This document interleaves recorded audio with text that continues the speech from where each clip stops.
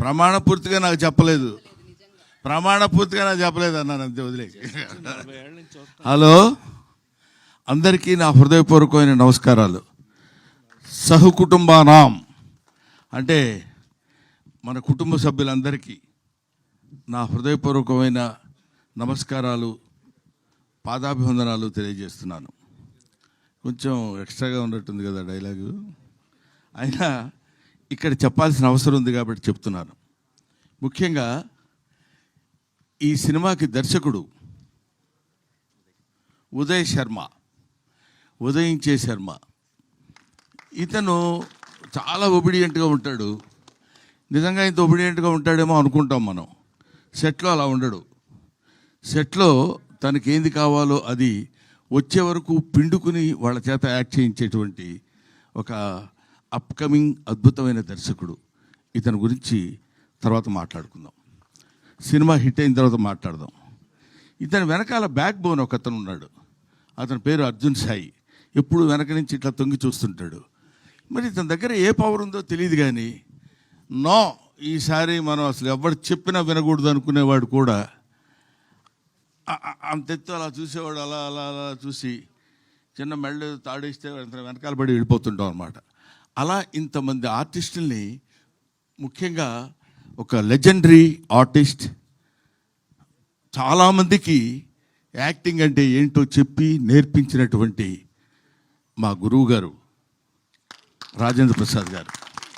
ఈయన అటువంటి నటుల చేత కూడా కావలసిన పద్ధతిలో చేయించుకున్నటువంటి దర్శకులు ఉదయ్ శర్మ, మహాదేవ్ గౌడ్ గారు. దీనికి ఆయన వచ్చారా? మీరేగా. ఇప్పుడు డబ్బులు ఇచ్చారనుకోండి, మీరు అంత మరీ వినయంగా ఎందుకు సార్ ఉంటాం మనం. I wish all the best Nara. నేను అక్కడ ఒకసారి చూశాను, మళ్ళీ నేను ఆ తర్వాత ఇప్పుడే చూడటం, అందువల్ల గుర్తుపట్టలేకపోయాను, ఏమనుకోవద్దు. I wish you all the best. సహకుటుంబానాం సినిమా చాలా చాలా చాలా బాగుంటుందని నేను మనస్ఫూర్తిగా ఎందుకు కోరుకుంటున్నానంటే, ఇప్పుడు చెప్తున్నాను, ఇందులో నా క్యారెక్టర్ చాలా విచిత్రమైన క్యారెక్టర్. 12 గంటలకి అన్నాం అనుకోండి, 12 to 1 గంట వరకు సంతోషంగా ఉంటా, 1 గంట నుంచి 2 గంటల వరకు కోపంగా ఉంటా. అదేంటో మరి అది విచిత్రంగా కంపోజ్ చేశాడు ఆ క్యారెక్టర్. ఆ టైంలో ఎవరైనా వచ్చినప్పుడు వాడు ఏ వార్త తెచ్చినా సరే నా మూడ్ని బట్టి నేను మాట్లాడతాను. భోజనం చేశారండి అన్నాడు అనుకోండి, కోపంగా ఉన్నాను అనుకో, భోజనం చేయకపోతే గడ్డి తింటావా, ఏం మాట్లాడుతున్నావా నువ్వు అంట. అది మంచి మాట కదా సార్ అనే దాని మీద ఒక అద్భుతమైనటువంటి క్యారెక్టర్ ప్లే చేసి నాకు అది వినిపించి పడేశారు నన్ను. నేను అక్కడ పడిపోయా. ఈ సినిమాలో నా క్యారెక్టర్ యొక్క స్పెషాలిటీ అది చాలా బాగా చేశాడు. ముఖ్యంగా ఈ సినిమాలో హీరో అప్పుడు గడ్డం లేదు, ఇప్పుడు ఉంది, అప్పుడు ఉంది, అయినా ఇంత లేదు. ఈయన ఈ కుర్రాడు బేసిక్గా డాన్సర్, ఫాదర్ కూడా డాన్సర్. సో చాలా ఈజీగా ఇంతమంది అతిరథ మహారథులు ఉన్నటువంటి ఈ సినిమాలో తన క్యారెక్టర్ని చాలా ఈజీగా, చాలా అలవోకగా చేస్తూ, దాన్ని ఏమంటారు, మనకి ఎక్కడ ఇబ్బంది కానీ, లేకపోతే దాన్ని ఇబ్బంది పట్టడం కానీ, ఎదుటోళ్ళని ఇబ్బంది పెట్టడం కానీ. ఎందుకంటే బేసిక్గా తెలుగువాడు కాదేమో అన్న డౌట్ నాకు. ఏమండి, కన్నడ కదా, బెంగళూరు తెలుగు వాళ్ళు, అందువల్ల కన్నడ తెలుగు. ఈయన ఈ సినిమాలో యాక్ట్ చేసినటువంటి విధానం నాకు బాగా నచ్చింది. హీరోయిన్ రాలేదా? బాగాలేదు అదే.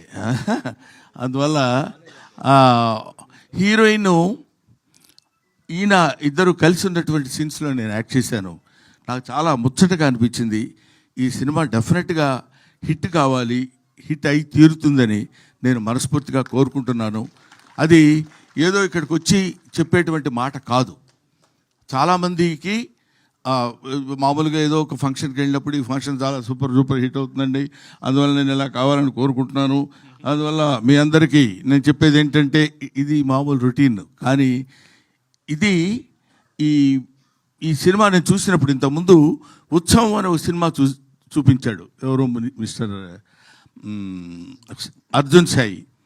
చూపించినప్పుడు తను కూడా ఇంతమంది ఆర్టిస్టులు ఎక్కడ ఆర్ట్ ఉందో వాళ్ళని పట్టుకుని తీసుకొచ్చేసి ఏ క్యారెక్టర్కి పర్ఫెక్ట్గా సూట్ అవుతారో అని తెలుసుకొని చేసినటువంటి ఈ సినిమా, పైగా అంత అందమైనటువంటి టైటిల్ సహకుటుంబానాం. ఎంత బాగుందండి పేరు. ఎంతకాలమైంది ఇట్లాంటి పేరు విని అనే ఆలోచన కూడా కలిగించే విధంగా అద్భుతమైనటువంటి సినిమాను నిర్మించిన నిర్మాతలకి, దర్శకులకి, నటీనటులకి నా హృదయపూర్వకమైన నమస్కారాలు తెలియజేసుకుంటూ ఈ సినిమాని మంచి విజయం సాధించే దిశగా మీరు తీసుకెళ్లాలని మిమ్మల్ని కోరుకుంటున్నాను, ప్రేక్షక మహాశయుల్ని కోరుకుంటున్నాను. Thank you very much.